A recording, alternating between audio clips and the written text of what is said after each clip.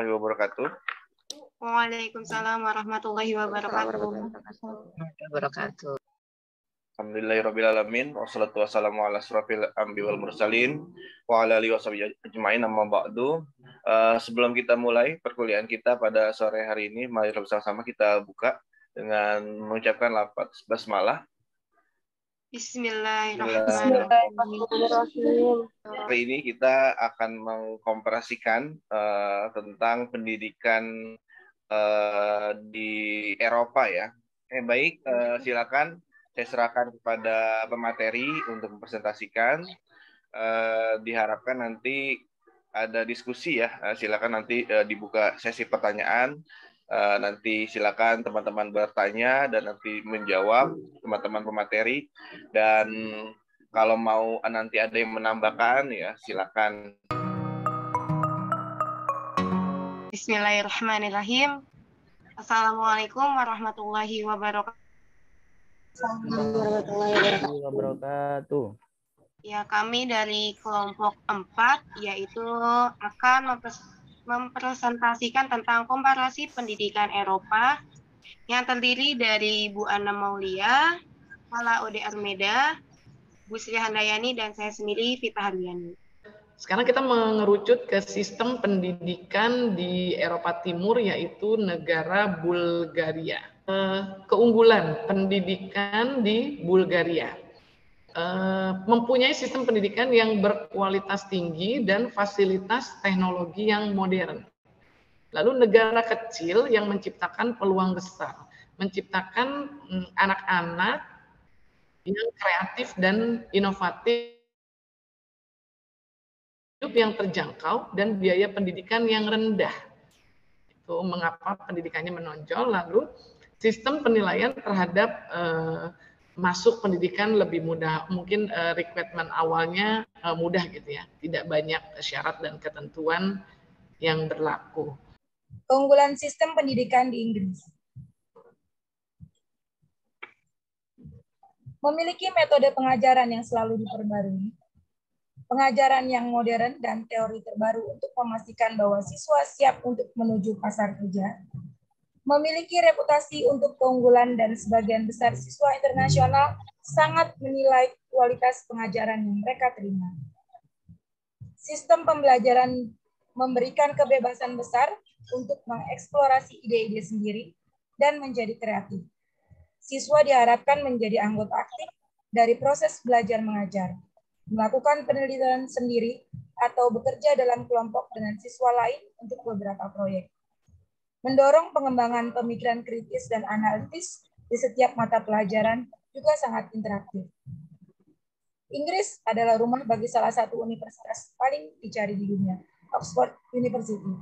7 dari 50 universitas terbaik berlokasi di Inggris, dan 26 dari 200 universitas terbaik di dunia berbasis di Inggris. Sehingga sangat menarik beberapa siswa terbaik dunia untuk melanjutkan pendidikannya di Inggris.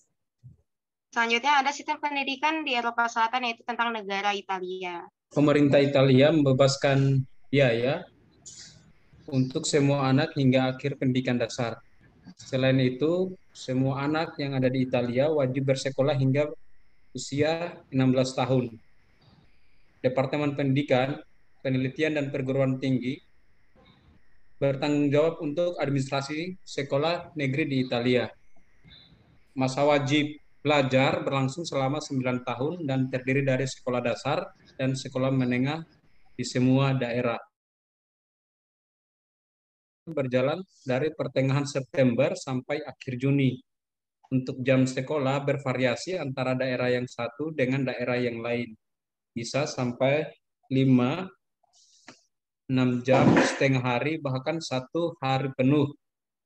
Anak-anak balita di Italia dijaga dengan berbagai cara, di antara lain dengan dititipkan di kelompok bermain ataupun tempat penitipan anak dengan fasilitas kesehatan yang lengkap. Pengelolaan fasilitas ini dilakukan dalam suatu organisasi, bisa oleh pemerintah ataupun swasta. Selanjutnya akan dijelaskan tentang sistem pendidikan di Eropa Utara, yaitu negara Finlandia. Di sini ada tentang prinsip pendidikan Finlandia, yaitu Kesetaraan pendidikan dan budaya merupakan target strategis yang sangat penting yang ingin diraih oleh pemerintah Finlandia. Hal ini tertuang dalam strategi Kementerian Pendidikan Finlandia pada tahun 2015. Pemerintah Finlandia menjamin kesejahteraan intelektual, fisik, dan ekonomi melalui akses pendidikan seluas-luasnya bagi warga negaranya. Lalu ada prinsip kompetisi atau persaingan tidak diterima di negara Finlandia. Pasalnya, publik Finlandia berpegang teguh pada keyakinan prinsip keadilan atau equity. Warga negara Finlandia menjunjung tinggi prinsip kesetaraan, equality, dan keadilan, serta bertolak belakang atau tidak menyetujui pengelolaan sekolah berorientasi pasar atau kompetisi. Prinsip yang terakhir yaitu pengelolaan sistem pendidikan dikembangkan dengan mengedepankan nilai kepercayaan dan tanggung jawab. Jadi yang terakhir yaitu saya mengambil kutipan gitu dari Ki Hajar Dewantara. Pengaruh pengajaran itu umumnya memerdekakan manusia atas hidupnya lahir. Sedangkan merdekanya hidup batin terdapat dari pendidikan. Itu kenapa semua pendidikan itu tergantung sistem dari setiap negaranya. Sekian, terima kasih dari kelompok 4. Baik, ada Bu Nyai, Bu Laili. Terima kasih Bu Pita. Mohon izin Bu Yesi, Pak Arum. Saya melihat paparan dari kelompoknya Bu Pita dan teman-temannya terkait pendidikan komparasi di Eropa, terutama di negara Bulgaria. Di situ kan di penilaian, standar penilaiannya itu tertinggi 6 dan terendahnya 2. Beda sekali dengan di kita gitu kan. Sebetulnya untuk standar penilaian itu sendiri dari masing-masing negara itu adakah ketentuannya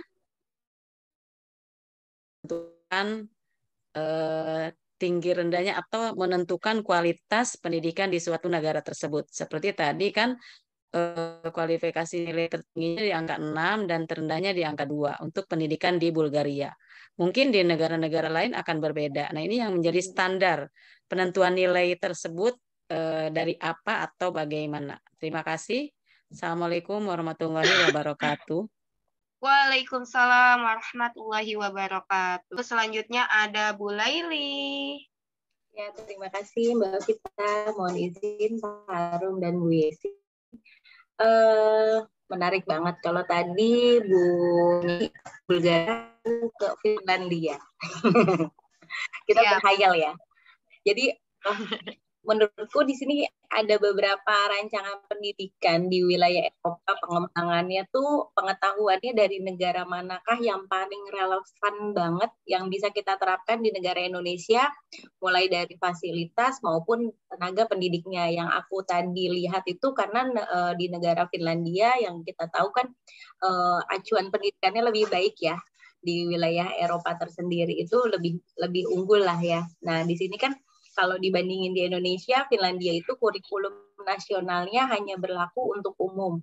Mohon revisi kalau misalnya tadi aku salah.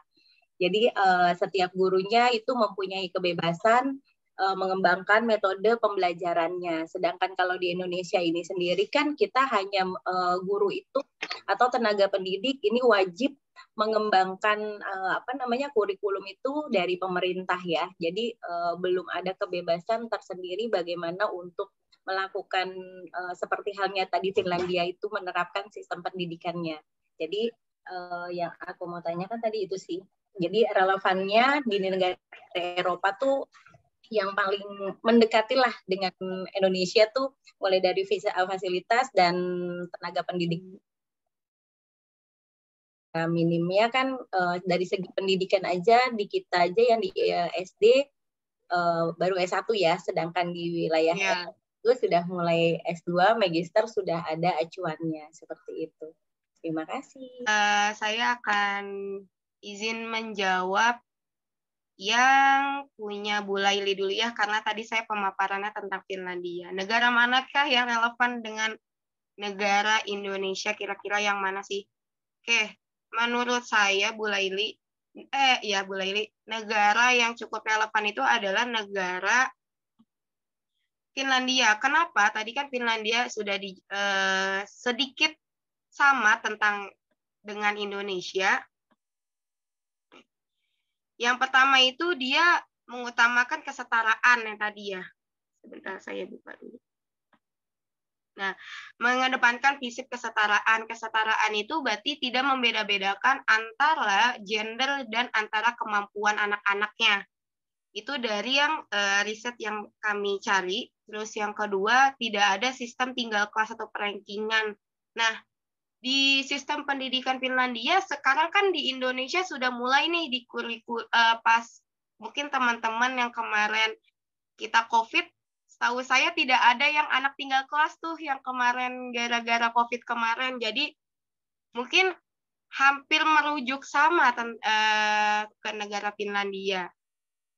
Tapi berbedanya ekosistem pendidikan Finlandia kan dia masih mempunyai waktu belajarnya yang cukup singkat untuk pendidikan dasar. Kenapa? Karena di Indonesia kan masih banyak dia, apalagi kita di kemarin yang kurikulum 13 sangat padat gitu kan pembelajarannya. Nah, sedangkan di Finlandia itu dia cukup singkat. Lalu dia mengedepankan metode problem solving. Nah, ini di sistem pendidikan Finlandia ini hampir sama dengan Indonesia. Kenapa? Karena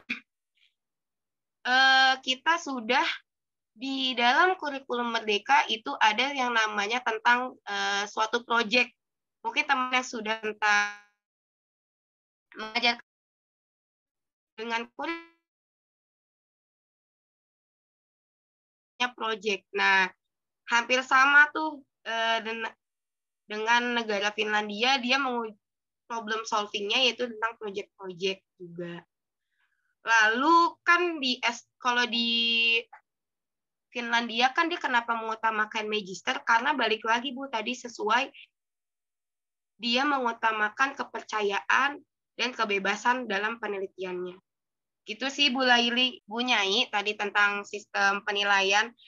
Nah, kalau dari sistem Bulgaria ini yang dari riset yang kami cari yaitu pada tahun berapa ini ya? Pada tahun 2003 itu seperti itu, Bu. Nah, belum mungkin sekarang